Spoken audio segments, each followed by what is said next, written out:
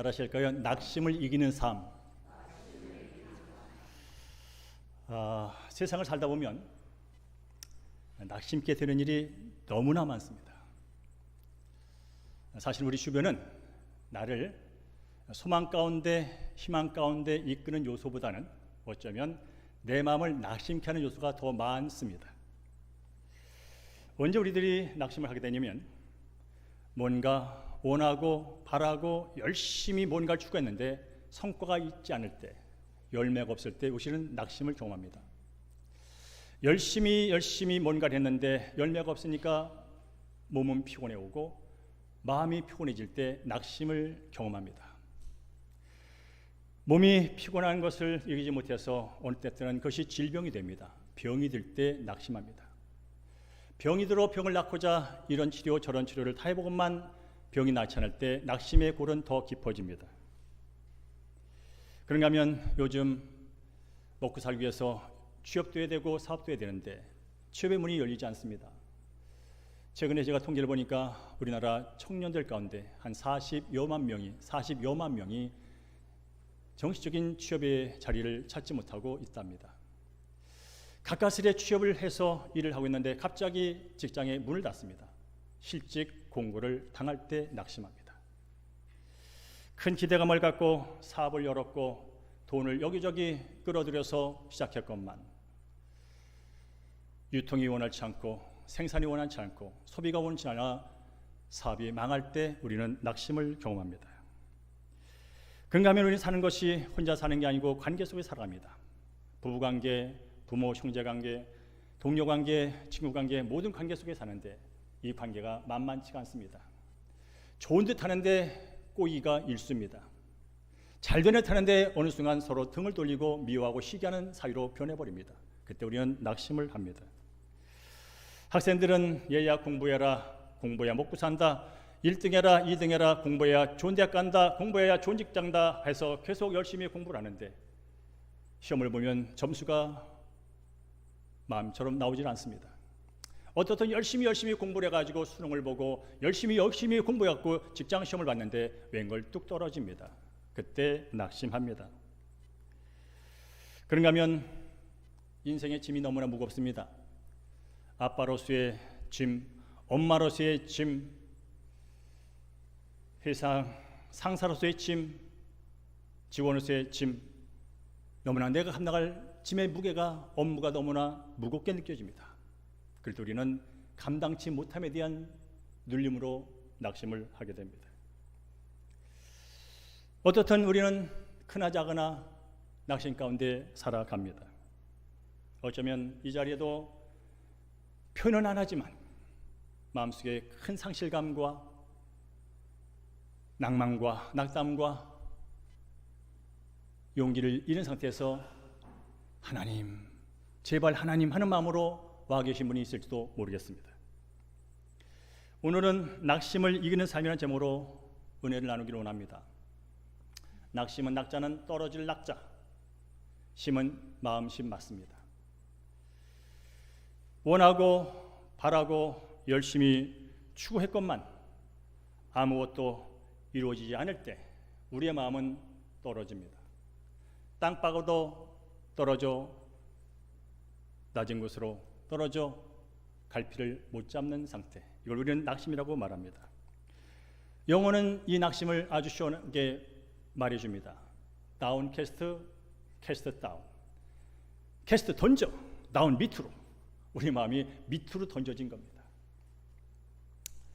어떨 때는 밑으로 던져진 마음이 누군가 지나간 삶의 발길에 짓밟히는 모욕 같은 심정이 들기도 합니다. 어떤 때는 땅바닥에 굴러가는 내 마음을 보면서 우울한 감정과 불안은 더해집니다. 어쨌든 낙심은 이 세상을 살아가는 모든 사람에게 일상 가운데 만나는 보편적인 것입니다. 특별한 게 아닙니다.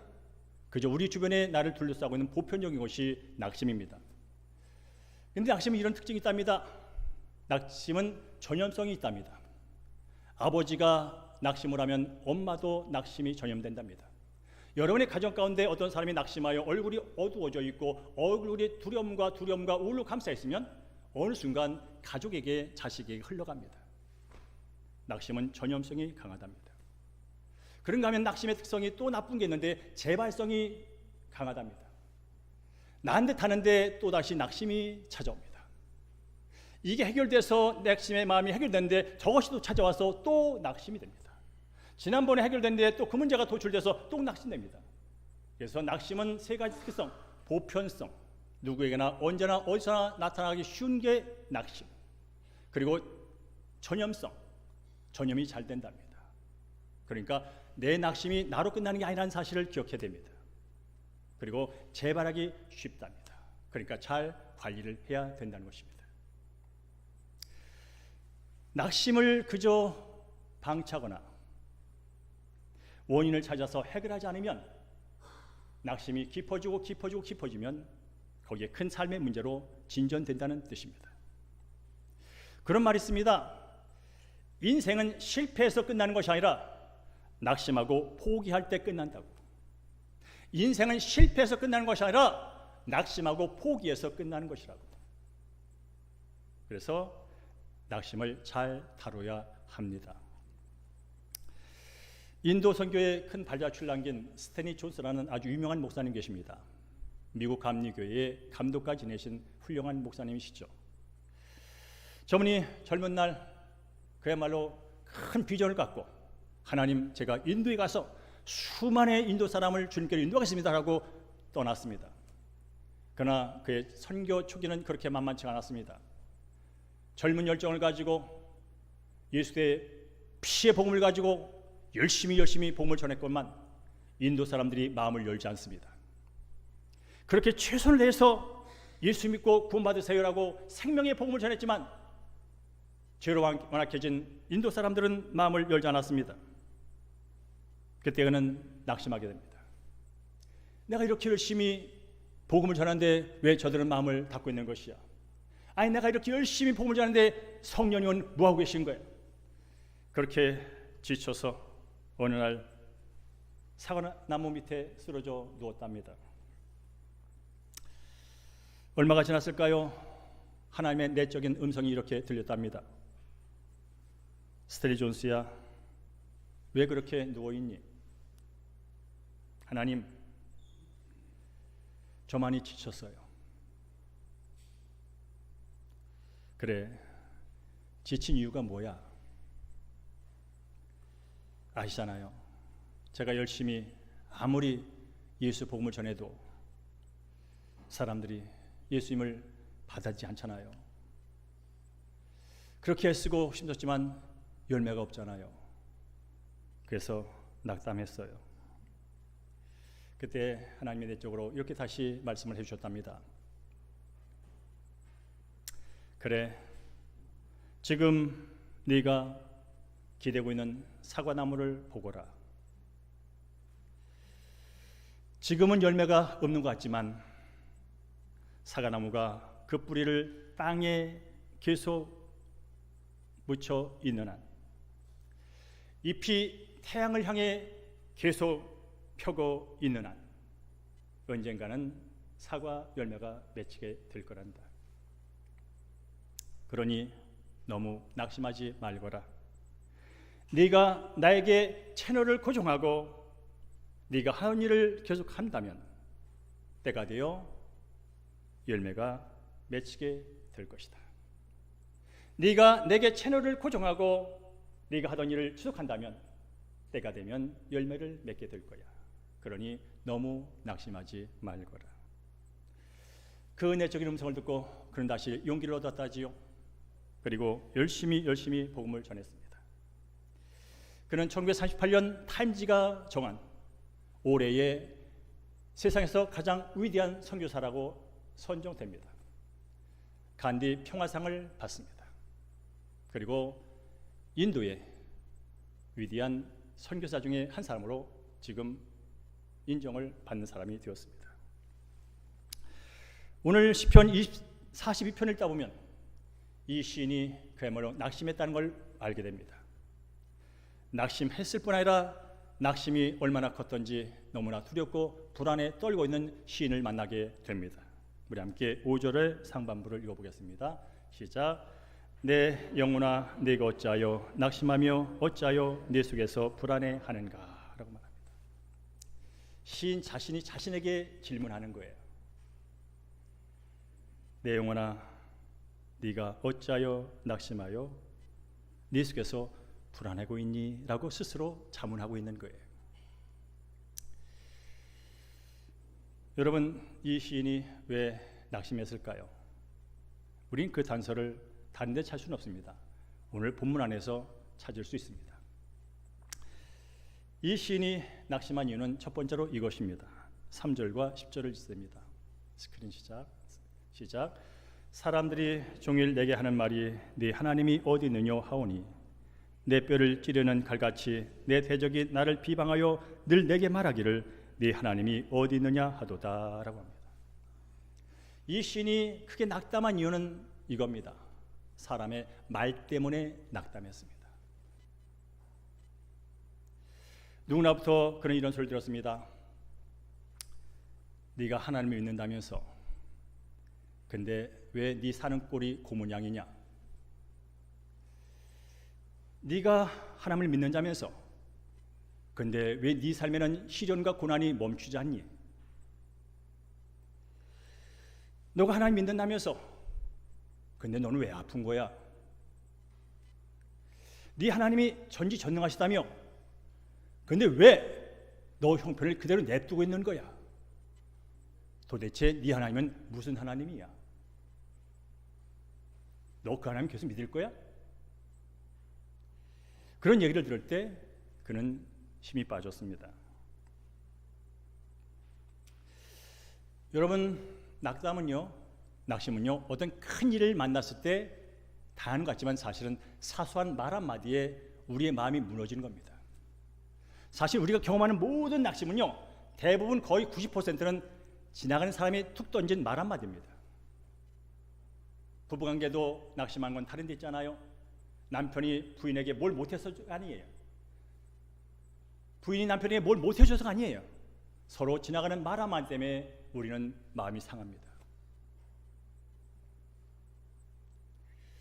말은 우리에게 용기도 주지만, 말은 우리에게 기쁨도 주지만, 말은 우리에게 평안도 주지만, 반대로 말은, 어떤 말은 우리를 기죽게 만들고 우리를 실망스럽게 만들고 우리의 자존감을 땅바닥에 뒹굴게 만드는 게 말입니다.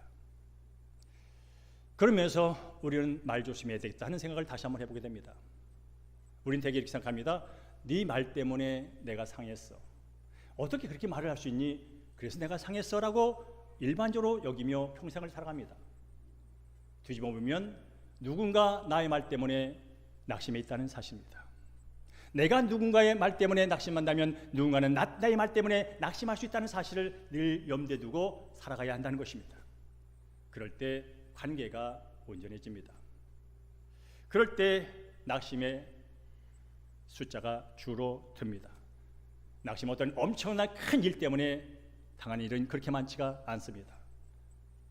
암이 매일 걸리는 게 아닙니다. 사업이 매일 망하는 게 아닙니다. 시험을 날마다 못 보는 게 아닙니다. 그런데 말은 날마다 나와 주변에 널려 있습니다. 그래서 예수 믿고 구원받는 사람들은 가능한 한 서로에게 말을 잘해야 합니다. 왜냐하면 내가 던진 그 말 한마디가 내 앞에 있는 그 사람을 상하게 만들고 어쩌면 살맛을 없게 만들 수도 있는 무서운 칼 같은 무기가 될 수 있기 때문에 그렇습니다. 어떻든 이 시인은 말 때문에 낙심했습니다. 그리고 두 번째로 이것 때문에 낙심했다고 말합니다. 2절 하반부를 읽어보겠습니다. 시작. 내가 어느 때에 나가서 하나님의 얼굴을 배울까? 하나님을 뵙고 싶은데, 하나님께 나가고 싶은데, 하나님께 기도하고 싶은데, 하나님을 예배하고 싶은데 할 수 없는 상황. 성전에서 멀리 떨어져 있는 상황, 강제로 떨어져 있는 상황, 가고 싶지만 스스로 갈 수 없는 상황. 그래서 낙심을 했어요. 특별히 오늘 이 시는 고라 자손의 맞서기를 써 있습니다. 고라 자손이 누구냐면 레위 지파 자손입니다. 레위 지파가 하는 일이 뭐냐면 성전에서 예배를 담당하고 성전 업무, 예배와 성전 기물을 관리하는 것과 모든 하나님 섬기는 일을 감당하는 사람이에요. 근데 그가 마땅히 있어야 할 성전에서 벗어났어요. 마땅히 해야 할 그 예배를 할 수 없는 상황이 벌어졌어요. 그래서 낙심했어요. 여러분도 언제 낙심해요? 있어야 할 자리에 없을 때 낙심하잖아요. 내가 사장인데 그 자리에서 물러났어. 낙심이 오잖아요. 내가 일을 해야 되는데 내가 일하면 잘할 수 있는데 일 자체를 못하게 됐을 때 낙심하잖아요. 오늘 이 시인이 그래서 낙심했답니다. 사랑하는 성도님, 오늘 설교를 들으면서 여러분 마음을 한번 돌아보세요. 혹시나 낙심한 부분이 있다면 내가 낙심한 원인은 무엇인가 한번 생각해 보면서 말씀을 드리면 좋을 겁니다. 자, 중요한 것은 오늘 서두에 말씀드린 것처럼 낙심은 보편적인 것, 나에게만 있는 것도 아니고 특별한 만인 것도 아니고 일반적인 것이라면, 그리고 재발 확률이 높고 전염성이 높다면 계속 갖고 오면 안 되잖아요. 계속 붙들고 있으면 안 되잖아요. 극복해내야 되잖아요. 처리해야 되잖아요. 해결해야 되잖아요. 그러면 how to 어떻게 라는 질문을 하게 되는 거죠. 성도님은 마음이 상심할 때, 마음이 땅바닥에 낙엽처럼 굴러가고 누군가의 발깃에 밟히처럼 힘들 때 어떻게 그 낙심을 이겨오고 계셨습니까? 우리는 오늘 본문을 통해서 이 시인이 정의했던 걸 통해서 낙심을 이기는 몇 가지 제안들을 살펴보기를 원합니다. 다시 한번 5절 첫 부분을 읽습니다. 시작. 내 영혼아 네가 어찌하여 낙심하며 어찌하여 불안해하는가 라고 하는 거예요. 여러분, 지금도 그렇고 앞으로도 그렇고 이게 낙심이야, 내가 마음이 다운되고 있어 라는 그런 느낌이 들 때 가장 먼저 할 게 뭐냐면 질문하는 거예요. 내가 왜 이런 낙심을 느끼고 있지? 이 낙심은 어디서 온 것이지? 스스로 대면하셔야 돼요. 스스로 직면하셔야 돼요. 질문이 있어야 해답을 찾을 수 있어요. 여러분이 정말 낙심될 때 이 시인처럼 먼저 질문하셔야 돼요. 영섭이가 지금 마음이 가라앉고 있어. 의기소침하고 있어. 우울감으로 빠져들고 있어. 희망보다 절망이 더 가까워지고 있어. 왜 그런 거지? 어디서 시작된 거지? 무엇 때문이지? 스스로 그야말로 솔직하게 대면하셔야 합니다. 이 시인은 물어봤어요. 그랬더니 앞서 말한 것처럼 크게 두 가지, 세 가지였어요. 네 하나님이 어디 있냐? 하나님 믿는다면서 왜 그 모양이냐? 아, 말 때문에 내가 낙심했구나. 그리고 내가 원하는 게 뭐냐면 성전에 가서 내게 맡겨진 일을 정성스럽게 감당하고 하나님을 찬양하며 예배하는 일인데 그걸 못하니까 내가 낙심했구나. 그것까지 찾았단 말이에요. 근데 사실 여러분, 이거보다 더 근본적인 것을 그는 찾아냅니다. 그게 뭐냐면 그는 여전히 사람의 말에 묶여있는 존재라는 것을 깨닫습니다. 여전히 나는 사람의 말에 묶여있는 존재구나. 여전히 나는 내가 하는 일과 내가 하고 싶은 것에 갇혀있는 존재구나. 이 사실을 깨닫게 됩니다. 좀 더 깊이 들어가면 하나님을 바라보고 하나님을 의지하고 하나님께 소망을 두기보다 사람들의 인정의 말과 사람들의 칭찬의 말과 사람의 격려의 말에 내가 더 목매고 있구나. 어디나 계신 하나님, 편지하신 하나님, 어느 장소나 어느 시간이나 어느 장소나 있는 하나님 잊어버리고 거기 성전에만 계신 하나님, 거기만 가야 만날 것 같은 하나님, 나는 여전히 일과 상황을 하나님보다 붙들고 있구나. 근본적인 원인은 사람의 말도 아니고, 근본적인 원인은 일도 아니고, 근본적인 원인은 나의 욕구도 아니야. 바로 하나님부터 멀어졌구나. 하나님께 소망을 두지 않고, 하나님을 바라보지 않고 여전히 나는 사람을 바라보고 사람의 귀에 귀를 내맡기고 환경과 처지에 내 시선을 다 몰입하고 있구나. 그러니 낭망이 오지. 여러분, 사람이 가장 낭망이 쉬운 게 뭔지 아십니까? 비교 의식이 생기는 순간 낭망이 따라옵니다. 평수가, 여러분의 집의 평수가 넓어봐야 얼마나 넓겠습니까? 여러분의 아파트 가격이 10억, 20억, 30억 한다는들 연예인들이 사는 150억, 200억, 300억의 집에 비하면 비교도 안 되잖아요. 자체가 낭망 아닙니까? 내가 열심히 돈을 벌어서 30억, 50억짜리 아파트를 샀는데 돌아보니 160억에 현금으로 계산을 했대. 200억을 현금으로 계산해버렸대. 그 순간 또 낙심을 경험하지 않습니까? 사람을 쳐다보고 사람을 의지하고 환경을 바라보며 비교하는 순간 우리의 낙심은 떠날 날이 없다는 것입니다. 이런 낙심이 올 때, 여러분, 특별히 비교 의식으로 낙심이 찾아올 때, 그때 조용히 눈을 감으세요. 그리고 위를 바라보세요. 오늘 하나님께 소망을 두라는 말은 다른 성경 버전에는 하나님을 바라라로 되어 있습니다. 사람은 바라보는 것에 따라 인생이 결정됩니다. 지금 바라보는 것 따라서 내 마음이 결정됩니다. 그러면서 우리는 날마다 하나님을 바라보는 것. 그러면 뭐라고요? 내 낙심이 어디서 온 거지? 무엇에 온 거지? 하면서 근본적인 원인까지 내려갈 줄 알아야 됩니다. 눈에 보이는 원인은 누구나 찾을 수 있습니다. 여러분, 이 말 때문이었구나. 그러면 여러분 주변에 이제 이 문제 해결하려면 여러분이 계속 잘생겼어, 멋있어, 대단해, 어떻게 잘할 수 있어, 계속 그 말이 여러분 주어줘야 돼요. 눈만 뜨고 잠들 때까지 여러분의 주변의 사람들이 어쩌면 너 이렇게 잘하니, 못하는 게 없니, 그렇게 예쁘니, 그렇게 건강하니, 와 체주가 좋니, 그 얘기를 계속 들으셔야 돼요.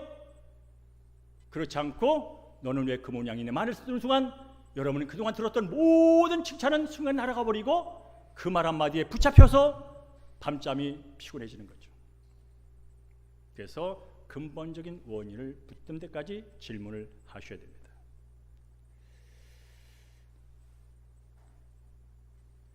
두 번째로 1절과 2절을 읽습니다.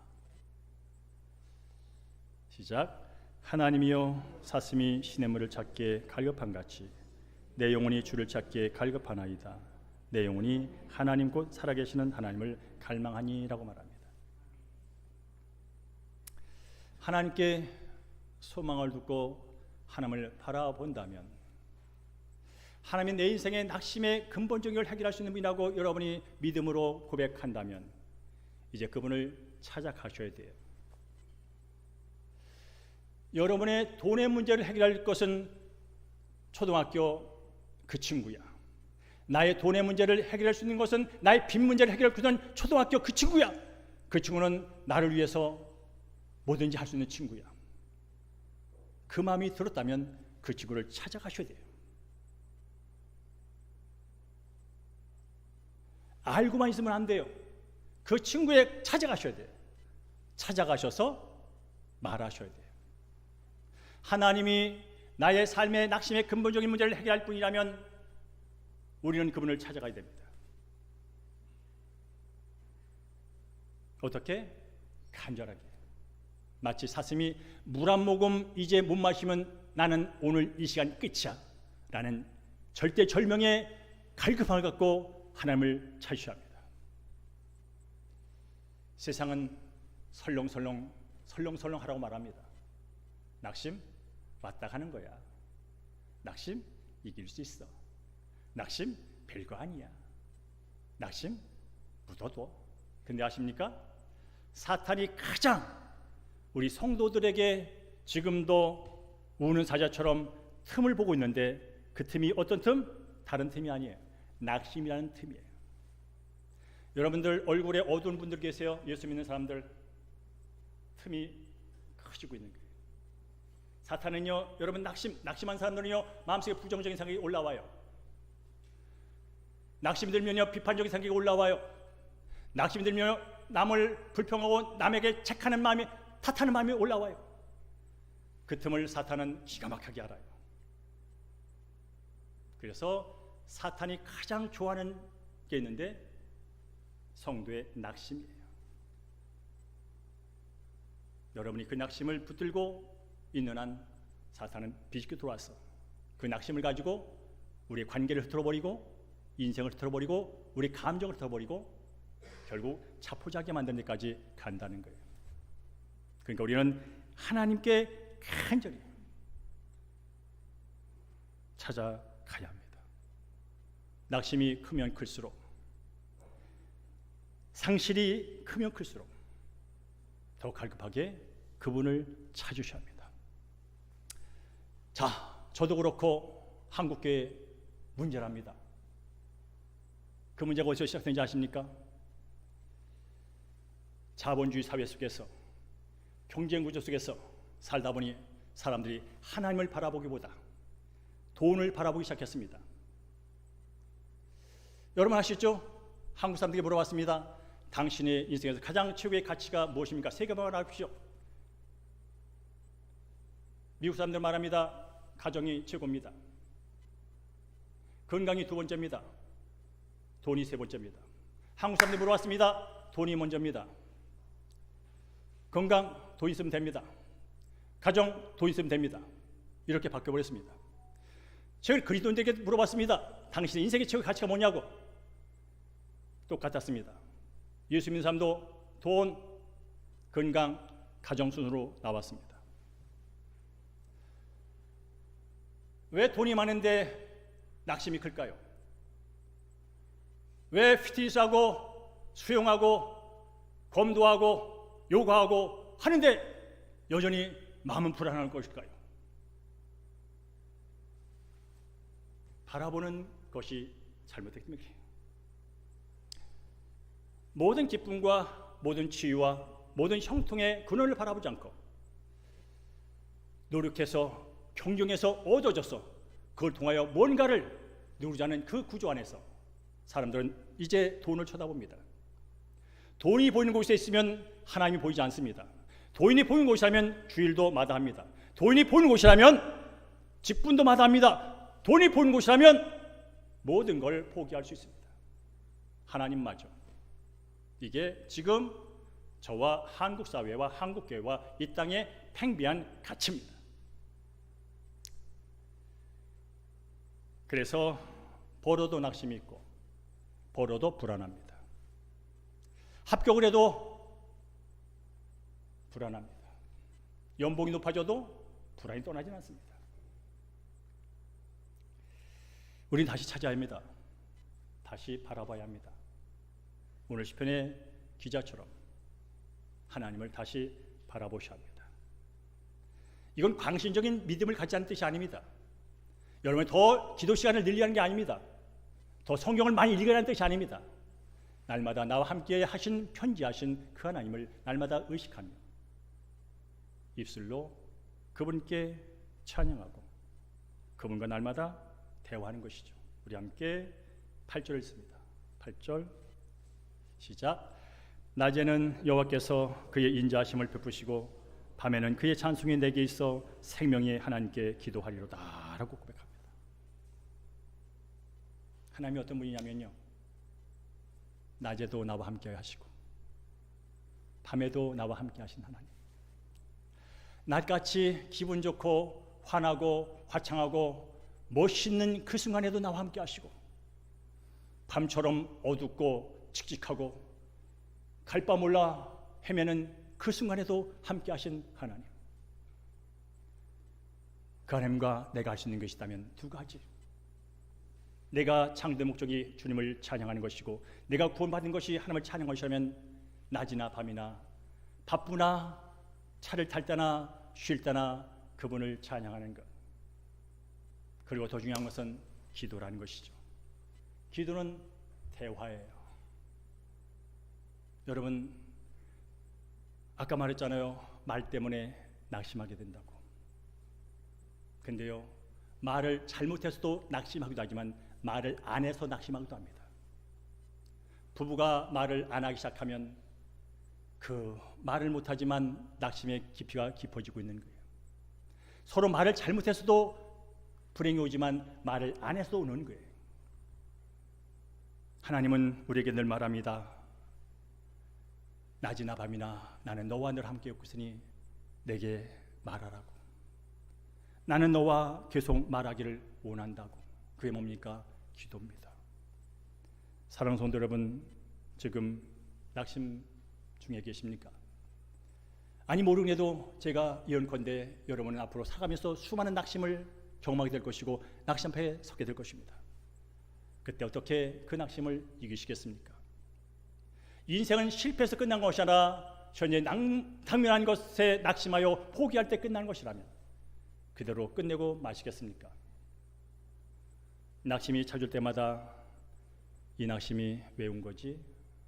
솔직하게 대면하는 시간을 두려워하지 마십시오. 나의 자존심과 내 부끄러움이 노출될지라도 직면하셔야 합니다. 그리고 근본적인 원인으로 내려갈 줄 아셔야 합니다. 하나님과의 관계까지 보셔야 합니다. 그래야 진정한 해결점을 발견합니다. 그리고 그 원인을 발견했다면 그 해결점을 찾아가셔야 합니다. 귀찮다고, 피곤하다고, 아니야, 넘기면 돼 한다고 두면 안 됩니다. 끝까지 찾아가셔야 합니다. 그리고 말하셔야 합니다. 사람에게도, 환경에게도, 더 나아가서 하나님에게. 그럴 때 문제는 해결됩니다.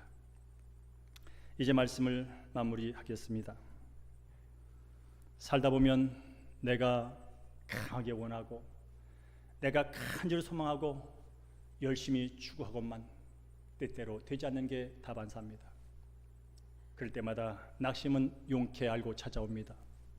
그럴 때마다 사탄은 그 낙심의 틈을 뒤집어서 하나님부터 멀어지고 세상부터 멀어지고 관계부터 멀어지려고 하려고 계속 별짓을 다 하려고 찾아옵니다. 그때마다 여러분